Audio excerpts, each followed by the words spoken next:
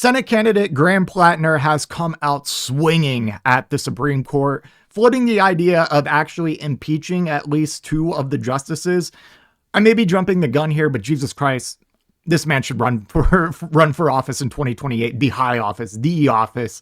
Screw the Senate, screw all that. Like, I've seen enough. Make him president. It seems like every time there is an issue nowadays, if you want to look at what politicians should be saying, you should go see what Graham Platner's response to it was. Because time and time again, while all these other politicians aren't meeting the moment, even ones that I advocate and fight for, like AOC, Bernie Sanders, they're not even on the same playing field as Graham Platner when it comes out to just removing like politics from your speech and just saying what's on your mind, saying it like it is, like you're not afraid to be yelled at. Like, I wish every single Democrat that's currently in office and running for office had the same unapologetic mindset as Graham Platner on these issues, and just the more standard Democrat would, like, the issues that Graham Platner will come out and talk about and come in like full favor or full opposition against are like, a lot of those issues are issues that politicians would just avoid. Your average corporate Democrat would avoid talking about or give a very both sidesy answer. Graham Platner comes out and he's like, I'm just going to say the truth. Okay. Like, anyways, let's get into the article here. We're going to read a little bit of context, and then we are going to watch the video of Graham Platner calling for at least two Supreme Court justices to be impeached. So, U.S. Senate hopeful Graham Platner wants Democrats to deal with the Supreme Court if they retake power in November and launch oversight and possible impeachments to remove justices from office.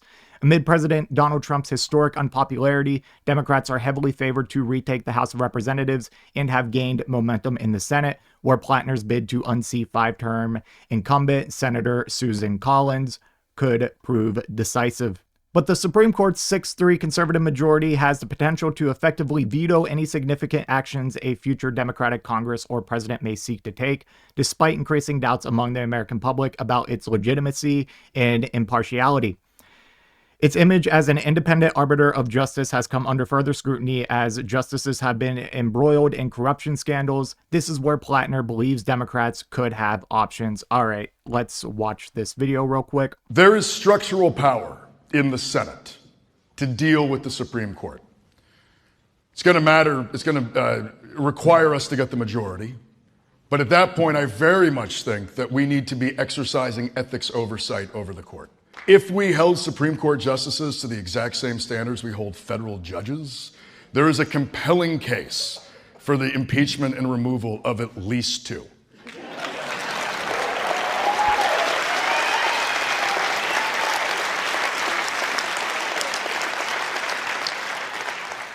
But to make that happen, we need to elect people to the Senate that want to wield power like that, who understand that power matters, that it's real and you can use it.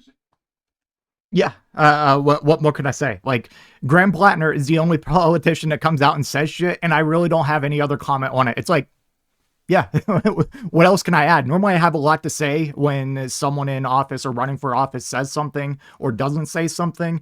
I make it a point to say what I would have done and what they shouldn't have done. But Graham Platner, it's like, just go for it.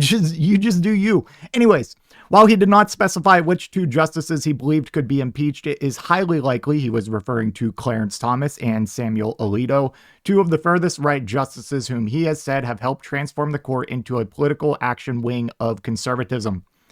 In 2023, ProPublica published an investigation exposing that Thomas had, for years, accepted gifts from GOP mega donor Harlan Crow, including trips on his private jet and super yacht, as well as $6,000 per month tuition for his grandnephew. None of these were reported on the justice's ethics disclosures. That's insane. I remember when that came out, and I'm like, okay, so we just aren't a serious country. We don't believe in law and order. This was another instance where Biden and Democrats should have took a super strong hand here and put so many investigations, try to get indictments here, because this is crazy. This is one of our Supreme Court justices, and they're just completely bought and owned by a billionaire, a GOP billionaire, nonetheless.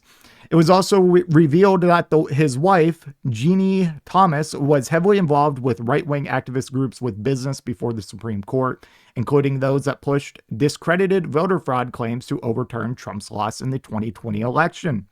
Alito, meanwhile, was revealed to have taken a luxury fishing trip to Alaska with the billionaire hedge fund tycoon Paul Singer, who was directly involved or had financial ties to several entities with business before the court, including a right-wing pro-business group that was pushing to have the court block then President Joe Biden's student loan forgiveness policy.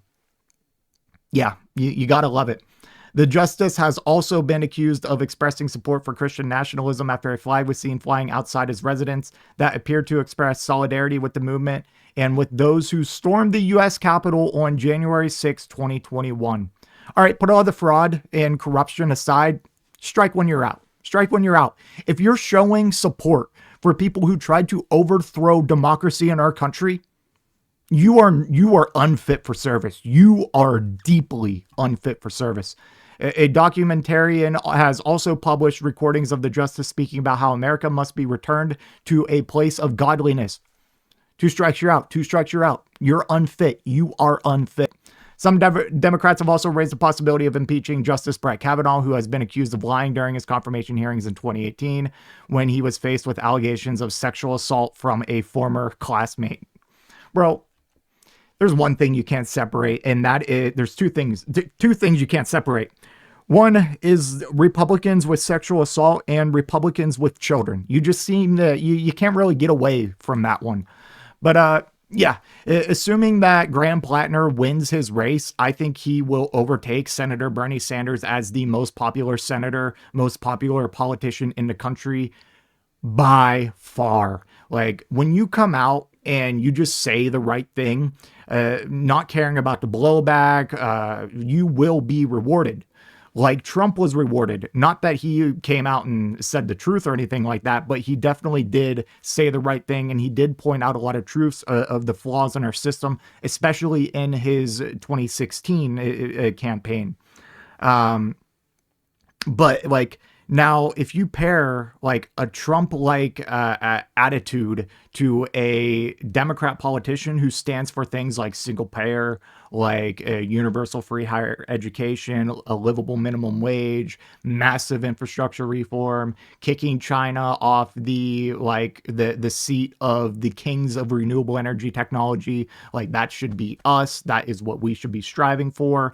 Like, you pair that with like Trump coding. And I think Graham Platner does, because he pretty much stands for all these things as far as I know. You got a next generation politician. And yeah, I'm excited to see where Graham Platner goes. And yeah, again, like, if you need to see how politicians should respond to an issue, like, anytime an issue happens, just go look for a response from Graham Platner, and that he is right on the marker. Anyways, that's all I have for this one. Let me know what you think in the comment section down below, and I will see you in the next one. If you made it to this point in the video, I just want to give a special thank you. If you enjoyed it, please hit that like button down below. And if you really enjoyed it, maybe consider hitting that subscribe button while you're down there. I want to hear your thoughts in the comment section. I will try to reply to any and all comments that I can. Until next time, watch that video on screen.